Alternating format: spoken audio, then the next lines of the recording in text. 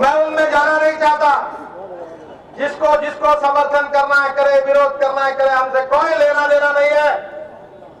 हम यूपीए सरकार से एक ही सवाल पूछना चाहते सोनिया जी से और मनमोहन सिंह जी से कि हमारे देश के गरीबों के कल्याण की योजनाएं कैसे चलेगी, गांव गरीब मजदूर किसान का कल्याण कैसे होगा, ये हमको बताइए।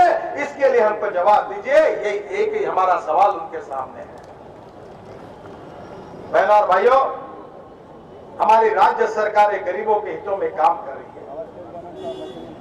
छत्तीसगढ़ की सरकार, मध्य प्रदेश की सरकार, कर्नाटक की सरकार, हम काम कर रहे हैं।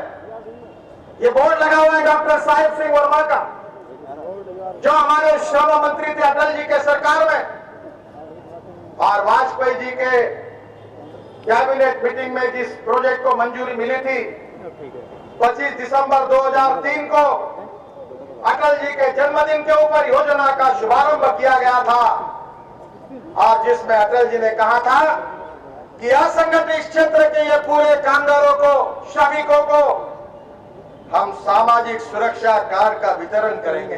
शुरू किया, और 60 वर्ष के आयु के बाद जो साइकिल रिक्शा चलाता है, जो बर्तन मांजने का काम करते हैं, जो बड़ी बड़ी बिल्डिंग बनाने के लिए पत्थर उठाकर, सीमेंट उठाकर, गोदियां उठाकर गोरे उठाने का काम करते हैं, जो फुटपाथ पर सब्जी हॉकर्स में हाथ ठेला चलाकर मजदूरी करते हैं, उन सब गरीबों को वो 500 रुपए प्रति माह पेंशन की शुरुआत करेंगे। ये बात अटल बिहारी वाजपेयी जी के सरकार ने निर्णय किया था, इस सरकार ने नहीं किया। पर आप चिंता मत करिए, एनडीए का शासन आएगा, भाजपा का प्रधानमंत्री बनेगा, और असंगठित क्षेत्र के कामगारों को 60 साल के बाद में 1000 रुपए पेंशन देने का काम हम करेंगे। केवल पेंशन नहीं देंगे तो बीपीएल कार्ड देकर, आप सस्ते में आपको गेहूं और चावल देकर आप किसी गरीब मजदूर को हम भूखा नहीं मरने देंगे।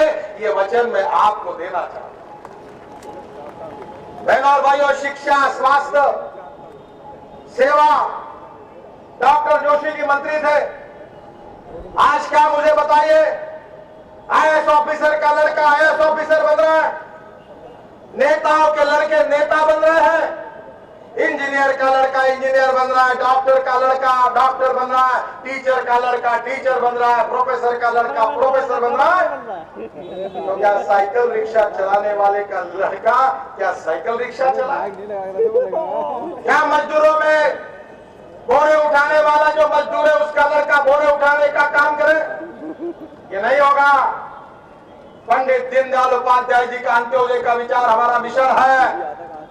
हमारे श्रमिकों के बेटे इंजीनियर बनेंगे, डॉक्टर बनेंगे, वकील बनेंगे, प्रोफेसर बनेंगे, पत्रकार बनेंगे, उनको भी पढ़ने की सुविधाएं उपलब्ध होगी, अच्छी शिक्षा मिलेगी, तांत्रिक और व्यवसाय प्रमुख शिक्षण मिलेगा, पॉलिटेक्निक, आईटीआई, इंजीनियरिंग कॉलेज की शिक्षा मिलेगी, और वो अपने जीवन में खड़े होंगे। इसके लिए हम विशेष प्रयास करेंगे।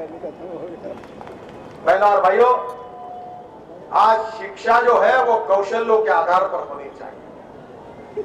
बड़े बड़े होटल में, रेस्टोरेंट में जो हमारे लोग, जो वहां, आप क्या कहते हैं उसको, कुक, उसको हिंदी में क्या कहते हैं, खानसामा, रसोईया, 3-3 लाख रुपए, 4-4 लाख रुपए महीना मिलता है तनख्वाह रोटी बनाने वालों को और सब्जी बनाने वालों को।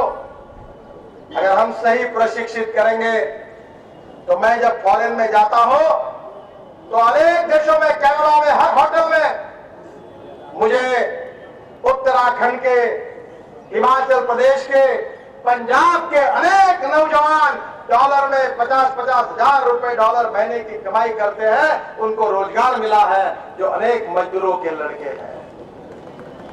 कौशलों के आधार पर शिक्षा, ट्रेनिंग देना उसके लिए आवश्यक है। मैं और एक बात बताना चाहूंगा कि रोटी, कपड़ा, मकान ये बुनियादी सवाल है। 65 साल कांग्रेस ने बेईमानी की, विश्वासघात किया, गरीबी हटाओ की बात की, पर गरीबों को बर्बाद करने का काम इस देश में किसने किया? तो कांग्रेस पार्टी ने किया है। कांग्रेस पार्टी गरीबों की पार्टी नहीं है, ये लुटेरों की पार्टी है। ये अखिल भारतीय चोरों की कांग्रेस बनी है। ये कांग्रेस गरीबों का कल्याण कभी नहीं कर सकती। ये ऑल इंडिया कांग्रेस कमेटी नहीं है, ये ऑल इंडिया कोल कांग्रेस कमेटी बनी हुई है। ये कोयले में जिन्होंने अपना मुंह काला किया, वो क्या गरीबों का कल्याण कर सके? 2G स्पेक्ट्रम में 1,76,000 करोड़ का चूना देश को लगाया गया। ये डॉक्टर जोशी जी नहीं कह रहे, मैं नहीं कह रहा हूं, ये हमारे संविधान में हमारे सीए ने रिपोर्ट में लिखा है। दिल्ली के कॉमनवेल्थ गेम में ये विजेंद्र जी बैठे, इन्होंने न जात पर न बात पर, सोनिया जी की बात पर खाओ खींचो अपने बाप का माल है, जितना देश को लूटना उतना लूटो। 76,000 करोड़ का घोटाला किया। अब कोयले में 1,86,000 करोड़ का घोटाला हुआ है। ये तीनों आंकड़े भारतीय जनता पार्टी ने आरोप नहीं लगाए। सोनिया जी, आप कह रही है कि बीजेपी काम नहीं करने दे रही है, तो क्या ये घोटाला के प्रेरणा स्रोत हम हैं? क्या ये लक्ष्मी दर्शन कार्यक्रम हमारे इशारे पर हुआ? ये आपके सीए जी ने रिपोर्ट दिया या क्या डॉक्टर जोशी जी के कहने पर दिया? 4,38,000 करोड़ के घोटाले उजागर किए सीए जी ने। मेरे को चिंता है कि यही पैसा अगर देश के असंगठित क्षेत्र के कामगारों के कल्याण के लिए खर्चा होता तो 10 करोड़ कामगारों के लिए मकान बनते, 50 करोड़ कामगारों को फ्री ऑफ चार्ज स्वास्थ्य की सेवाएं मिलती है। अच्छे अच्छे हॉस्पिटल में कोई पैसे देने की जरूरत नहीं पड़ती। यही अगर पैसा गांव के गरीबों के लिए, किसानों के लिए खर्चा होता तो 6.5 लाख गांव में मजबूत रास्ते बनते, 24 घंटे बिजली बनती, हजारों उद्योग खड़े होते और करोड़ों युवाओं को रोजगार मिलता और दुनिया में हिंदुस्तान पहले नंबर पर पहुंचता। ये ताकत हम में है और तुमने खा खा के पूरा डब्बा बना दिया। और अब हमको कह रहे हैं कि भाजपा वाले विरोध करते हैं। हमने क्या विरोध किया? 21 लाख करोड़ रुपए विदेशी बैंकों में काला धन रखा है। रामदेव जी ने इसी रामलीला मैदान पर यह मांग की कि काला धन वापस लाओ। क्या ये गुनाह है कि इस देश में काला धन वापस लाकर मेरे सामने बैठे हुए करोड़ों कामगारों के कल्याण के लिए, उनके बच्चों के लिए शिक्षा देने के लिए, उनके लिए अच्छे अस्पताल बनाने के लिए, उनके लिए अच्छे उद्योग के साथ रोजगार देने के लिए अगर खर्चा होता है तो देश का विकास होगा, गरीबों का कल्याण होगा, राष्ट्र का पुनर्निर्माण होगा, सामाजिक आर्थिक परिवर्तन होगा। ये अडवाणी जी ने बात कही, रामदेव जी ने कही, तो ये कांग्रेस वालों ने क्या किया? रात को 11 बजे इसी रामलीला मैदान पर पुलिस को घुसाकर सोए हुए गरीब लोगों पर, निहत्थे लोगों पर गोलियां चलाई, अश्रु गैस छोड़ा और उनको पूरी तरह से उनकी पिटाई की। उनका गुनाह इतना ही था कि वो ये कह रहे थे कि काला धन देश में वापस लाओ और गरीबों के कल्याण के लिए खर्चा करो। ये कौन सा शासन? बहनों और भाइयों, देश लूटा जा रहा है। पर आप चिंता मत करिए, मैं आपको विश्वास देना चाहता हूं कि मैं भी अर्थशास्त्र का विद्यार्थी हूं और मैं उन नेताओं में से नहीं हूं कि आज तक मुझे हिंदुस्तान का कोई पत्रकार यह सवाल नहीं पूछ सकता कि जिस बात का मैंने ऐलान किया वो मैंने पूरी नहीं किया। ऐसा मेरा रिकॉर्ड नहीं है। मैं जो कहता हूं वो करके दिखा सकता हूं, इस बात का मेरा विश्वास है। और भारतीय जनता पार्टी के अध्यक्ष के नाते यहां बैठे हुए सभी नेताओं के सहयोग से मैं आपको वचन देता हूं कि एनडीए का शासन आएगा, हम पेंशन भी देंगे, स्वास्थ्य इंश्योरेंस की योजना भी शुरू करेंगे और इतना ही नहीं तो 5 लाख रुपए से कम रकम का जो घर कामगार बनाएगा उसके लिए 0% इंटरेस्ट से हम आपको लोन उपलब्ध कराकर आपका घर बनाकर देंगे। ये भी वचन मैं देता हूं। दीनदयाल जी ने हमको राजनीति में प्रेरणा दी है, वो टाटा बिरला और अंबानी जी के कल्याण के लिए कार्य करने की नहीं दी है। जो शोषित पीड़ित दरिद्र नारायण है, जो गरीब है, जो सामाजिक आर्थिक शैक्षणिक दृष्टि से पिछड़ा हुआ है, उसका कल्याण करने के लिए हमको विचार की प्रेरणा दी है। वही हमारा मकसद है, वही हमारा मिशन है।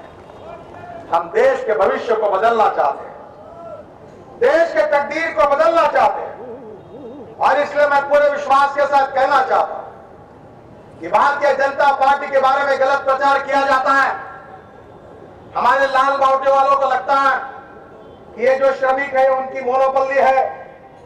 मैं बता देना चाहता हूं कि मैं भारतीय जनता पार्टी का ऐसा कार्यकर्ता हूं कि जो 1.5 लाख मजदूरों के ट्रेड यूनियन का मैं अध्यक्ष हूं। 1.5 लाख ये बैठे हमारे वहां के लोग, ट्रेड यूनियन के लीडर, जिनका मैं 6-6 हजार लोग काम करते हैं, वहां का मैं अध्यक्ष हूं। और मैं एक बात ये भी समझता हूं कि हम लोकतंत्र को मानते हैं, सत्य और अहिंसा पर हमारा विश्वास है।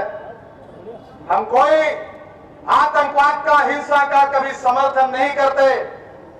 हम सुशासन चाहते हैं, विकास चाहते हैं।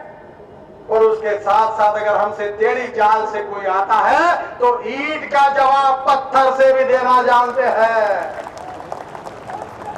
हम शांति प्रिय, इसका मतलब हम कमजोर नहीं है। और इसलिए आज देश में जो कुछ हो रहा है, देश को कांग्रेस ने बर्बाद किया है, गरीबों के पेट पर लात मारी है।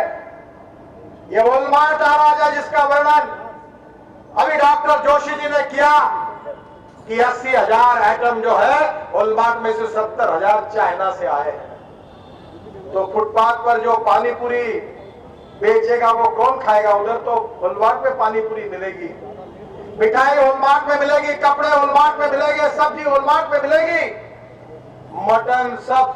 कोई हकर फाकर्स को कोई काम नहीं रहेगा तो गरीबों का जीवन कैसे होगा?